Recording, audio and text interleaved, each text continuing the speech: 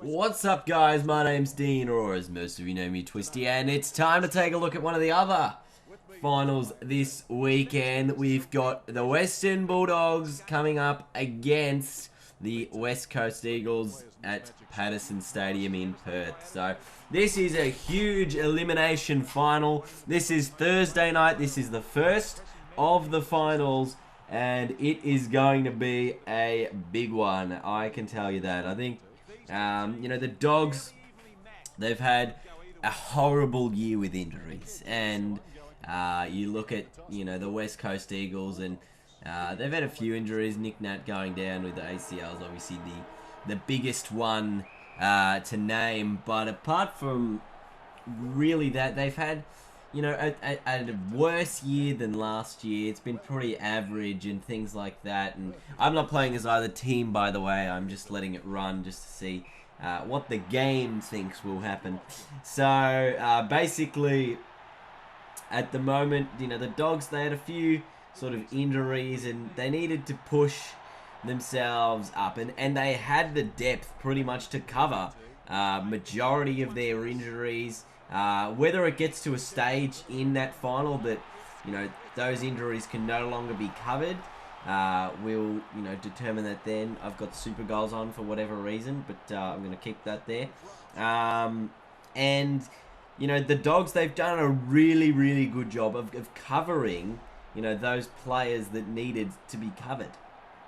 Your Murphys, your Johannesson, and pretty much, and now Wallace goes down as well. Dalhouse was down for about 6 weeks at one stage as well. So they've had trouble with a number of players, but they have also, done extremely well to get themselves into the position they're at. If I have a look at where they finished up on the ladder, I mean, they finished 7th, just below the West Coast Eagles, who finished in the grand final last year. We might remember that one. But if we have a look at, let's have a look, where is this stat here?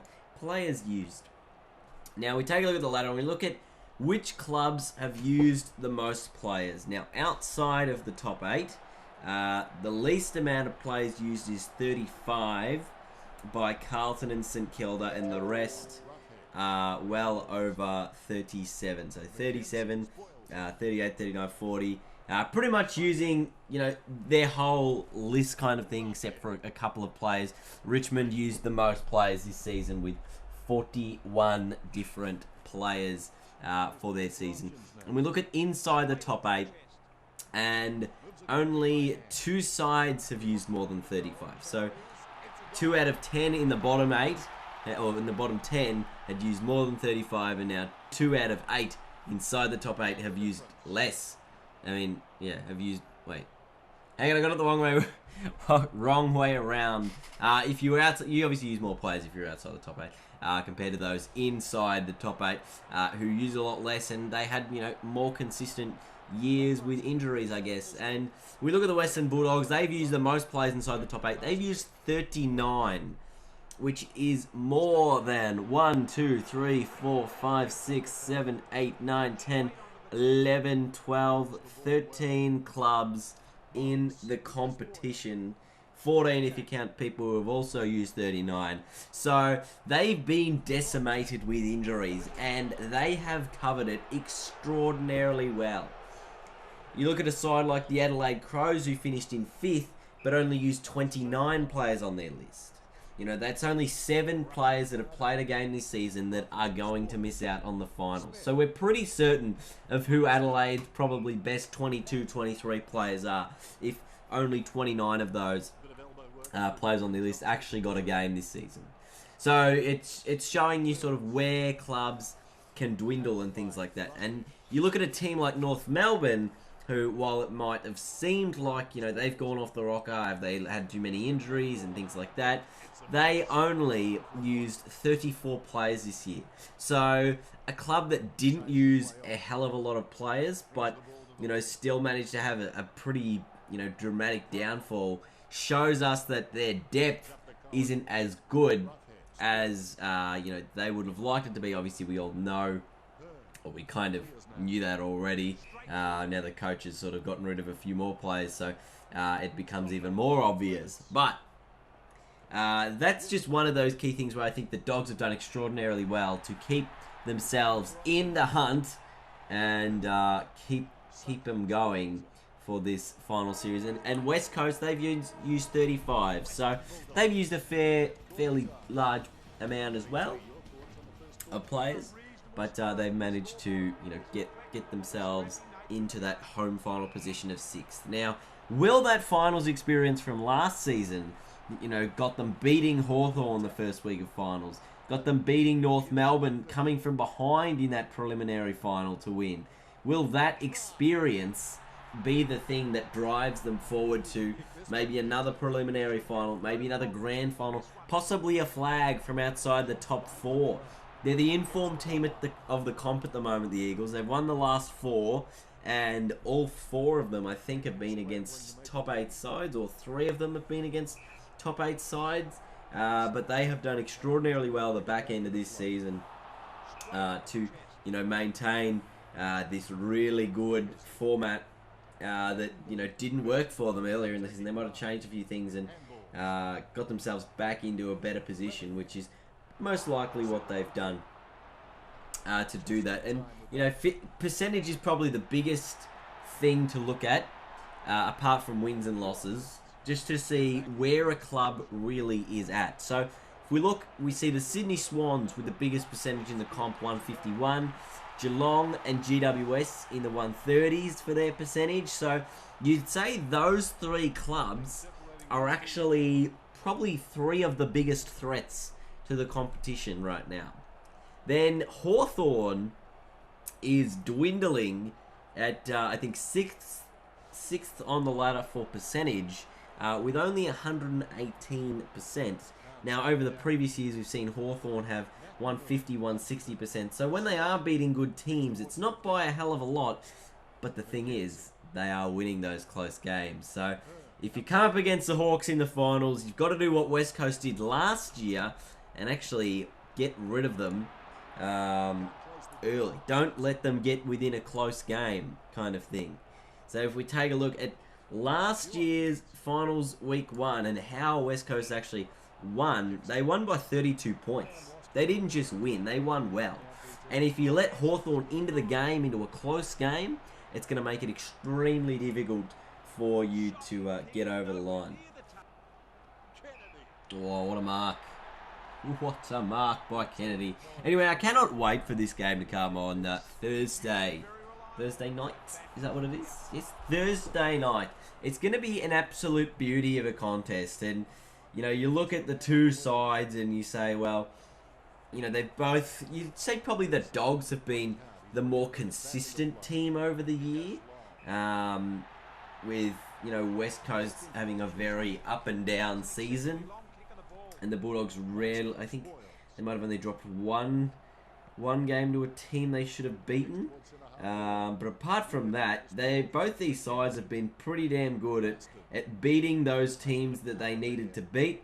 I think West Coast didn't lose a game to a side outside of the top 8, and all 5 or 6 of their losses came from sides within that top 8 bracket, and obviously that's why they dropped down to 6th. Though if they did manage to, beat a couple more of those, they won their last 3 or their last 4 against top 8 sides, but they did lose their first 5. So that's where the issue was for them early on in the year. But now that they've sort of recovered from that, it's a wide open ball game as to what their season can do. Obviously, Nick Naitanui going to be a huge loss for them in this final series, but it's going to be a close game. And look at this, even the game reckons it's going to be a close game. It's 14 apiece at half time. Wowee. The Eagles with a 1-point lead in this third quarter, just the only behind of the term, the only score of the term as well. We've got Roughhead with a nice little ball to Dalhouse, and the Dogs moving it through the middle of the ground now. Not a hell of a lot of run, but some good kicking. Turning the ball over once again. This is Bontempelli getting their handball towards Wallace. He gets it towards Dalhouse. Dixon picked it up inside the forward 50. Ball is brought back. According to the umpire, didn't want to take the advantage. Dixon now inside the 50 to Stringer. And the package Jake Stringer can line up. 2 minutes to go. They trail by 1. They now lead by 5 with 2 minutes remaining in this third term. Just a quality line up and kick the goal from Jakey Stringer. The Eagles have been dominating possession at the moment, but they just haven't been able to capitalise on the scoreboard. That's going to be critical for them in this final term. They need to make the most of their opportunities. Nat Nui out of there towards Marston, but it's picked up by the Dogs. Wellingham didn't get it. Boyd towards Caleb Daniel. Sheed with a fist in there. He gets the tackle on Daniel. Hunter's going to be first to the ball. Hunter with a shot at goal. Hunter with the opening goal of the final term for the Dogs. Nat Nui out of the middle towards Shuey. He gets the kick away back towards Nat Nui. They're intercepted by the Dogs. McRae's in there. Nat Nui and Roughhead in there. Boyd and Marston also in there. Gaff picks it up. Handballs to Nick Nat. Long shot at goal from 60 towards Kennedy. Yo's back there as well. Morris picked it up and kicked it outside. Mark not taken by Roughhead on the half volley. Nat Nui finds Kennedy. They've had 20 out, no angle. And he can put him back within a 5-point ball game. He's just snuck it in, Josh Kennedy. The Eagles 3-3-21. The Dogs 4-2-26. Tom Boyd giving a chop out in the ruck, but Nat Nui's going to be key here. Gets the ball down. Boyd handball towards Wallace. Wallace gets the kick away towards Dalhouse. Picks it up, left foot ball. It's a goal! And the Dogs get it back to an 11-point lead, so they keep that 2-goal distance. Nice pick up on the half volley, and on the left foot, just quality shot at goal. Okay, back in the middle now. Boyd and Nat Nui. Boyd wins it out to there. Ball got to Bontempelli now inside the 50 towards Dalhouse. He just kicked one. Can he kick another? Similar position, but this is a set play on the right boot. Dalhouse has got 2 in a row, and the Dogs are looking likely to pull off an upset here. Boy. Anyway, we're back in the middle of the ground. 17-point Bulldogs lead. 10 minutes to go in this final term. Paredes got the tackle on. Handball from Shuey to Kennedy. Oh, a little kick to Kennedy, sorry. And he can line up. He knows there's not much time. They got 3 goals required. There's one of them. That Nui to Wellingham inside the 50 to Twanbridge. And he can line up now for the Eagles to bring it back to just a 5-point ball game. On the right boot, Tunbridge kicks the goal. And it is a 5-point Bulldogs lead. 5-3-33. Play the Dogs 6-2-38 is the critical thing here. The centre clearance. Nat Nui to Wellingham. Wellingham, little kick was smothered, but it still goes far enough to Gaff. Inside the 50. Kennedy one out as well as Darling and Yo. Yo put the tackle on. Now, it was Kennedy. Yo picked it up. Left foot ball. It's a goal. Oh boy. One team about to be eliminated from this one. Remember, the Dogs lost the elimination final last year by just 7 points to the Adelaide Crows. They've been in this situation before. Is the same result going to happen? Out of the middle there. Nat Nui got a high tackle on. Bontim, or maybe it's Wallace, gets himself a free. Kick went forward to Honeychurch. Hearn put the tackle on. Bont's got it now from 9-point range. Just the one behind. That was Clay Smith. And what did it say, Bontempelli down the bottom? We've got a draw. Ladies and gentlemen, the scores are tied with 2 minutes 52 on the clock. What is going to happen? We've got no extra time, might I add. It is just next score wins or we have a draw in this scenario. 2 minutes 12. Probably the Dogs, the only real team that can win it from here. Out of the stoppage, the Eagles go forward towards Tunbridge. Fisted away. Shuey towards Sheed. Needs a mark inside 50. Long ball, top of the goal square. It's going to be a draw. And not even the game can separate who's going to win this weekend. It is this Thursday night. It's going to be an elimination final that we cannot predict. Thank you guys so much for watching. And until next time, I'll see you all later.